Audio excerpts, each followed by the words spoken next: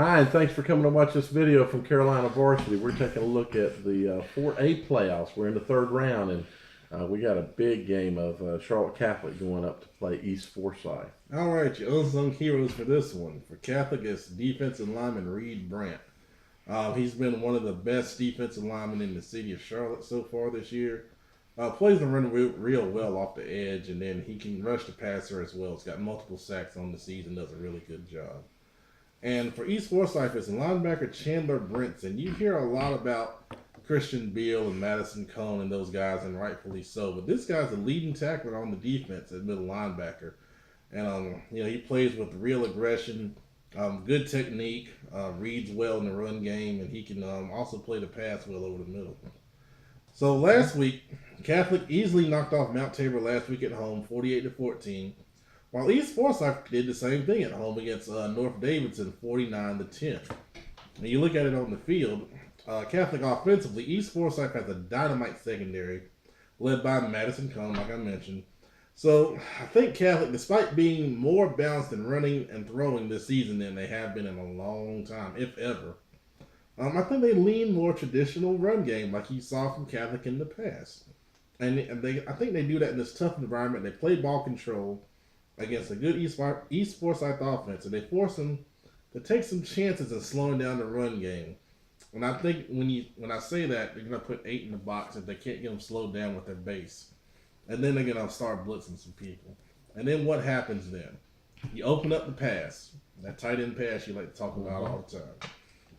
And then Newman down the sideline also, you wouldn't be surprised to see them take a shot with him. Opposite Madison Cone against the other guy. Defensively for Catholic, you got to have a plan for Christian Beal. In the run game, you can't let him get outside, and he's dynamic there. When he's in the formation as a wide receiver, he's also usually the primary read. I think their front seven is going to be tested against a talented and big offensive line for East Forsyth. So they got to be able to not get driven off the ball and have them reestablish the line of scrimmage. And they got to be able to take on the traps and pulls. East Forsyth likes to run in the run game, and they got to take them on with good technique. For East Forsyth, offensively, Catholic's been a four-man front the majority of the season. So I think if they use the run from spread and multiple formations with motion, which they like to do, I think that'll alleviate their linebackers from fitting and filling as fast as they usually do for more compressed formations where you can read and react real quick. That's going to give their line time to work on those zone combinations and pulls and all that. And it's going to give Beal more time to read in the inside run game and make moves. The motion stuff he likes to do, I think, is a good match against Catholic also. Anything that causes Catholic to think and adjust on the run will give a delay, which gives their athletes a slight advantage because they know where they're going and the defense doesn't. That's natural. Right. Passing-wise, I think the ball needs to come out quick. The Catholic pass rush has been very impressive all year long. I think the screen game can be a big winner for East Forsyth. You get Beal and those guys out in space, and you use that aggressiveness against Catholic. East Forsyth on defense, I know you did some analysis on that. Might go to a 5-man line. I think that's a good start against the Catholic offense. Depending on your alignment of that D-line, you're going to try to want to force double teams on the first level and give your linebackers time to diagnose against the run and run it down, because if you got guards and stuff coming off second level, you're in trouble.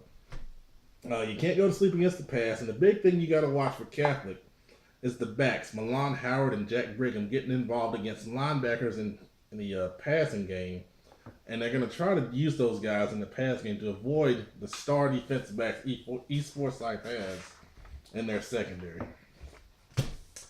All right. So first of all, the report's predicting a Catholic 30-24 win. Good game. So it should be a good ball game. I did take a look at how is East Forsyth going to handle the wing T, and from what I saw, actually they won't run a 5-man; they'll run a 3-man, okay. And they'll bring outside linebackers up. Cat and dog, or whatever you want to call them. Mm-hmm. They'll step them up close to the line of scrimmage. They had them, it looked like in the RJR game, they had them about 1 to 2 yards off the line of scrimmage. So they're up.